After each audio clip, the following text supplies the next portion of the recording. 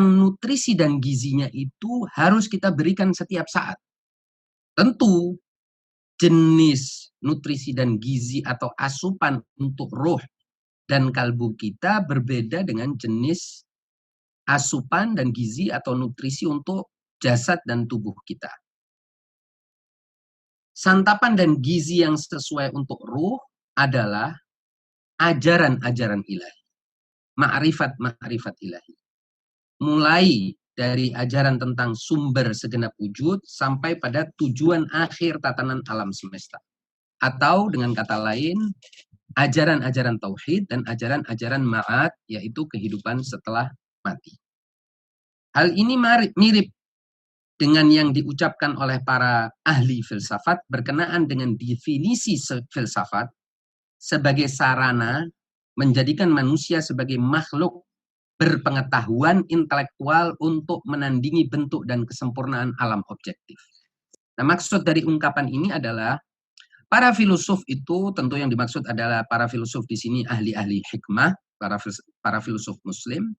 Mereka mengatakan bahwa tujuan berfilsafat, tujuan orang itu mengenal filsafat ilahi, itu agar manusia itu memiliki kesempurnaan yang kesempurnaan itu sifatnya intelektual atau akli, sedemikian sehingga dia dapat menandingi atau menyerupai kesempurnaan alam semesta.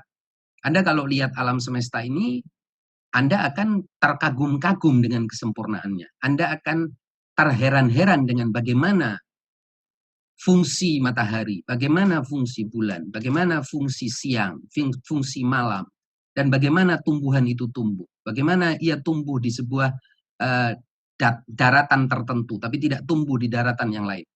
Intinya, alam semesta ini adalah alam yang sempurna, yang kesempurnaannya telah menyebabkan para ilmuwan yang mengkaji alam itu terheran-heran dan terkagum-kagum. Nah, tujuan filsafat Islam ya atau ilmu hikmah itu adalah menjadikan manusia memiliki kesempurnaan intelektual yang kesempurnaan intelektual itu menandingi, menyerupai kesempurnaan alam fisik, alam kosmologis ini. Kalimat ini mengisyaratkan pentingnya pemberian gizi ajaran-ajaran ilahi untuk roh dan kalbu menyerap gizinya dari amalan-amalan fadilah dan ritual untuk Allah Subhanahu wa taala. Di sini lagi-lagi Imam Khomeini menjelaskan bahwa akidah yang benar, ya, keyakinan yang benar, ajaran-ajaran tentang tauhid, ajaran tentang kehidupan setelah mati, itu adalah gizi dan nutrisi bagi roh manusia, yang dari nutrisi dan gizi itu nanti kalbu manusia akan dapat menyecap, ya, menyerap dan mengkonsumsi gizi itu sehingga kalbu manusia dapat hidup, dapat tumbuh, dapat mekar dan berkembang sebagaimana ketika manusia mengkonsumsi asupan yang sehat, yang baik, nutrisi yang tepat untuk tubuhnya. Dan ini, perumpamaan ini telah menjadi bagian dari khazanah Islam yang luar biasa. Misalnya, dalam ensiklopedia yang sangat terkenal dalam pemikiran Islam yang disebut dengan Rasail Ikhwanus Safa, para penulis dan para pemikir Islam yang tergabung dalam Ikhwanus Safa itu telah menunjukkan bagaimana manusia itu hakikatnya adalah mikrokosmos yang memiliki kesamaan dengan makrokosmos. Manusia itu adalah jagat kecil yang serupa dengan jagat raya yang ada di alam semesta ini. Sedemikian sehingga di dalam diri manusia ada mataharinya, di dalam diri manusia ada bulannya, ada bintang-bintangnya, dan memiliki sifat-sifat yang serupa dengan sifat-sifat alam yang makro ini, atau alam besar ini, atau jagat raya ini. Dan bahkan lebih jauh, dalam sebuah hadis, ya, dalam sebuah ungkapan, Imam Ali mengatakan, tahsabu annaka jurmun saghirun wa fikan tawal alamul akbar. Imam Ali berbeda dengan para filosof muslim pada umumnya, mengatakan, apakah engkau mengira bahwa engkau adalah jurmun sohirun, benda kecil, padahal di dalam dirimu ada alam terbesar. Artinya Imam Ali lebih daripada para filosof tadi mengatakan bahwa manusia itu bukannya yang jagat kecil, manusia itu justru adalah jagat besarnya. Karena di dalam diri manusia ada roh, ada kalbu, dan kalbu serta ruh manusia inilah yang dapat memahami Allah Subhanahu wa taala dan menapaki evolusi ruhani yang tidak terbatas, dapat melakukan suluk yang tidak ada batasannya, sedemikian sehingga manusia dapat sampai kepada tingkatan kamalat atau kesempurnaan-kesempurnaan yang tidak dapat dicapai oleh benda apapun di muka bumi ini, bahkan benda yang terlihat sangat besar seperti matahari, atau bahkan lebih besar dari matahari seperti galaksi, semua itu tidak akan pernah bisa mencapai derajat kesempurnaan yang dicapai oleh manusia. Oleh sebab itu Imam Ali lebih daripada sekedar para ahli hikmah yang mengatakan bahwa manusia itu memiliki keserupaan dengan alam raya, tetapi manusia adalah alam kecil dan jagat raya itu adalah alam besar, atau manusia itu adalah mikrokosmos sementara jagat luar ini adalah makrokosmos. Imam Ali justru membaliknya dengan mengatakan bahwa manusia itulah yang makrokosmos. Manusia itulah yang jagat besar. Manusia itulah alam yang raya. Sementara alam yang di luar itu adalah alam yang kecil. Dan ini untuk memahami ini tentu saja memerlukan pada waktu yang panjang, perenungan yang sangat dalam, dan pelajaran yang tidak ada batasnya. Bahkan untuk dapat memahami ucapan-ucapan Amirul Mukminin Ali bin Abi Thalib, barangkali manusia ini masih perlu ribuan tahun yang akan datang. Wallahu a'lam bishawab. Nah, seorang pesuluk tidak akan selamat dari intervensi setan yang merupakan prasyarat bagi keikhlasan. Maaf, ketahuilah bahwa bila mana semua gizi itu bebas dari intervensi setan dan dihidangkan oleh tangan wilayah Rasul dan wali Allah yang agung, maka roh dan kalbu akan menyantap gizi yang tepat dan memperoleh kesempurnaan yang selaras dengan kemanusiaannya. Pada gilirannya roh dan kalbu itu akan dengan mudah melesat dalam mi'raj menuju Allah Subhanahu wa taala. Jadi bedanya antara gizi yang dimakan oleh tubuh atau asupan yang diserap oleh tubuh dengan asupan rohani ini, bedanya adalah asupan yang diserap oleh tubuh itu tampak dan terlihat oleh mata kita, sementara asupan untuk roh dan kalbu ini sesuatu yang tidak tampak. Dan istilahnya kalau asupan gizi yang masuk ke dalam tubuh kita itu harus sesuai dengan kondisi tubuh kita dan juga harus bersih, harus higienis. Kalau asupan yang masuk ke roh dan kalbu kita harus memiliki sifat keikhlasan, memiliki sifat kesucian yang datang dari keikhlasan, yaitu gizi ini harus kita hidangkan untuk Allah Subhanahu wa taala dan bukan selainnya. Semakin murni kita hidangkan gizi ini untuk Allah dan kita memakannya untuk Allah, ditalam atau dinampan wilayah Rasul dan Ahlul Baitnya, maka semakin sehat dan semakin kuat ruh dan kalbu kita yang telah mengkonsumsinya. Sedemikian sehingga roh dan kalbu itu akan dengan mudah melesat dalam mi'raj menuju Allah Subhanahu wa taala. Nah, seorang pesuluk yang tidak selamat dari campur tangan setan atau intervensi setan, yang padahal itu adalah prasyarat bagi keikhlasan dalam makna hakikinya, maka dia tidak akan benar-benar bersuluk untuk mencari Allah. Sebaliknya, dia akan bersuluk hanya sekedar memuaskan ego, nafsu, obsesi, dan ambisi-ambisi pribadinya. Dan itu adalah ibadah yang seringkali kita lihat di dalam banyak manusia, termasuk saya sendiri.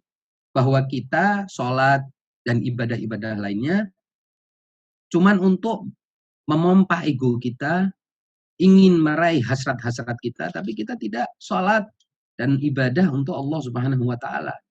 Dan contoh yang paling sederhana adalah kalau kita tidak merasakan apa yang kita inginkan dari ibadah itu, maka mungkin ibadah itu akan kita tinggalkan. Padahal saya mendengar dari seorang yang menurut saya ahli di dalam bidang makrifat, yaitu Syekh Muhammad Sanad, itu beliau mengatakan bahwa doa yang terbaik, ibadah yang terbaik itu adalah yang kita tidak tahu apa efeknya bagi kita. Sehingga ibadah itu kita jalankan untuk Allah Subhanahu wa taala tanpa kita seperti hitung-hitungan dengan Allah. Ini misalnya seperti ini. Gas sudah saya injak kok mobil tidak kencang. Rem sudah saya injak kok mobil tidak berhenti. Ini kan berarti kita berhitung dengan Allah, kita bertransaksi dengan Allah, dan kita menuntut Allah untuk menjalankan tugasnya. Na'udzubillah min dzalik. Nah, ini ibadah yang tidak ikhlas. Misalnya kita lagi sumpah, kemudian misal saja ini sebagai contoh, lagi-lagi jangan kita berdebat di contohnya, kemudian kita membaca Al-Quran, tapi sumpahnya tidak hilang, terus kita bilang, wah nggak ada gunanya membaca Al-Quran. Ini adalah pikiran yang datang dari ketidakikhlasan. Jadi kita mau hitung-hitungan sama Allah, sedemikian sehingga kalau Allah tidak memberikan apa yang kita harapkan dari ibadah kita, maka kita akan menolak ibadah itu atau meremehkan ibadah itu. Nah, ini salah satu mungkin isyarat atau indikasi bahwa ibadah kita sebenarnya sudah dicolong sama setan, sudah diambil alih oleh setan. Kalau istilah di sini sudah ditasarruf, sudah diintervensi oleh setan. Nah, untuk itu hendaknya ia menginjak-injak rasa cinta dan penyembahan diri yang merupakan sumber segala kerusakan dan penyakit batin dengan kedua kakinya. Keadaan itu tidak akan mudah diperoleh secara utuh kecuali bagi manusia sempurna, yaitu Rasul Shallallahu Alaihi Wasallam yang kita peringati hari kelahirannya pada minggu ini. Dan dengan bantuan beliau dan para wali Allah yang ikhlas, atau dengan bantuan beliau, ya, jadi keadaan murni menyembah untuk Allah Subhanahu wa taala itu tidak akan mudah diperoleh, tidak akan bisa diperoleh kecuali bagi Rasul Shallallahu alaihi wasallam dan mereka yang dibantu oleh Rasul, yaitu para wali Allah yang ikhlas, yang telah diikhlaskan untuk Allah Subhanahu wa taala. Manusia biasa seperti kita-kita tidak akan mudah untuk membebaskan diri sepenuhnya atau seutuhnya dari intervensi dan gangguan setan. Namun begitu, pesuluk hendaknya tidak berputus asa pada lutuf. Ya, lutuf itu artinya kasih sayang Allah Subhanahu wa taala, bantuan Allah, topangan batin dari Allah. Lantaran putus asa pada rahmat Allah adalah penyebab munculnya sikap acuh tak acuh dan kemalasan yang merupakan dua dosa terbesar. Keikhlasan bisa dicapai oleh kalangan manusia biasa, itu adalah suatu yang patut didambakan. Jadi keikhlasan minimal itu adalah suatu yang patut didambakan, bahkan itulah dambaan hati para ahli-ahli ma'rifat. Jadi keikhlasan yang minimal saja itu sudah menjadi dambaan hati para ahli ma'rifat. Oleh sebab itu, para pesuluk mestilah bersungguh-sungguh membebaskan seluruh pengetahuan dan ibadahnya dari intervensi setan dan intervensi egonya yang keji, betapapun mahal harga yang harus dia bayar. Dia harus mencermati setiap gerakan batin dan santapan rohaninya. Jangan sekali-kali dia lengah dari tipuan diri, setan, dan perangkap nafsu ammarah dan iblis. Patutlah baginya untuk berburuk sangka yang sebesar-besar, yang sebenar-benarnya pada gerak-gerik dan tingkah laku dirinya. Sekali-kali jangan membiarkan dirinya terbuai oleh setan, betapapun kecilnya, mengingat sedikit saja ia toleran terhadap setan, maka ia akan dikalahkannya dan digiringnya kepada kehancuran dan kebinasaan. Jadi, di sini Imam Humaini menyebutkan sebuah kaidah bahwa manusia itu harus selalu mencurigai dirinya, mencurigai gerak-gerik dirinya, lintasan-lintasan dirinya. Ketika dia berbicara, ketika dia berpikir, ketika dia bersikap, ketika dia mau menggerakkan sesuatu, merencanakan sesuatu, selalulah curigai diri itu.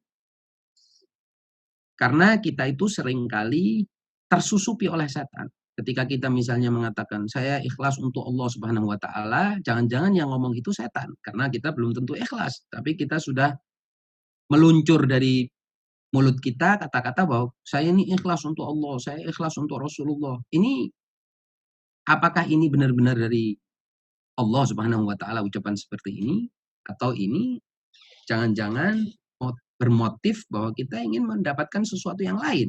Ini harus kita pikirkan betul-betul. Kita curigai diri kita. Nah, dan bahkan ada sebuah hadis yang mengatakan, jangan engkau mengatakan engkau telah bersabar, karena kelak Allah akan menurunkan untukmu ujian yang kau dipaksa oleh ujian itu untuk mengatakan, iya, aku belum sabar. Jadi kita harus selalu waspada atas lintasan-lintasan pikiran, gerakan-gerakan mulut kita, sikap batin kita, yang nantinya akan memerangkap kita sendiri dan menjadikan kita terperosok ke dalam godaan yang lebih berat lagi. Ini barangkali suatu rutinitas konstan yang harus dilakukan oleh setiap manusia di setiap keadaannya. Kemudian beliau menasihatkan waspadalah. Bila santapan rohani tidak bersih dari intervensi setan dan terdapat tangan-tangan setan yang ikut meramunya, maka ia bukan hanya tidak akan menyehatkan ruh dan kalbu dan tidak dapat mengantarkannya kepada kesempurnaan yang sesuai bagi manusia, melainkan lebih daripada itu, semua santapan itu akan menumbuhkan cacat yang berbahaya bagi dirinya. Mungkin saja kemudian ia akan terlempar jatuh ke tingkatan setan atau binatang-binatang buas dan hewan yang melata. Alih-alih menjadi modal bagi kesempurnaan manusia dan perantara menuju tingkat-tingkat yang tinggi, asupan-asupan yang sudah diramu dan diintervensi setan itu malah bisa menghasilkan dampak yang terbalik, dan menjatuhkan manusia ke dalam lembah kemalangan yang gelap gulita. Begitulah keadaan yang kita saksikan pada sebagian ahli makrifat yang selalu berkutat pada terminologi dan wacana. Nah, ini penting untuk kita ingat. Mereka menyelami terminologi, ya, diskusi, wacana, keilmuan, yang justru pada gilirannya menggiring mereka kepada kesesatan. Kalbu mereka jadi terpuruk dan batin mereka gelap. Keterlibatan mereka dalam wacana-wacana makrifat ini malah memperkuat keakuan dan egoisme mereka. Akhirnya lahirlah dari mereka pengakuan-pengakuan yang tidak layak atau celotehan-celotehan yang tidak pantas. Demikian juga kita saksikan sebagian orang yang melakukan riyadhah, ya, artinya melakukan olah batin, dan kesibukan mereka untuk mensucikan jiwa malah memperkeruh kalbu dan mempergelap batin mereka. Semua ini karena mereka tidak memelihara dengan cermat suluk maknawi atau suluk rohani ilahi mereka, serta tidak berhati-hati dalam melakukan hijrah mereka menuju Allah. Dan biasanya hal ini dimulai dari suluk dan latihan keilmuan mereka di makom pertama, ingat ya. Jadi ini semua dimulai dari pertama kali kita itu mau apa itu sangat penting.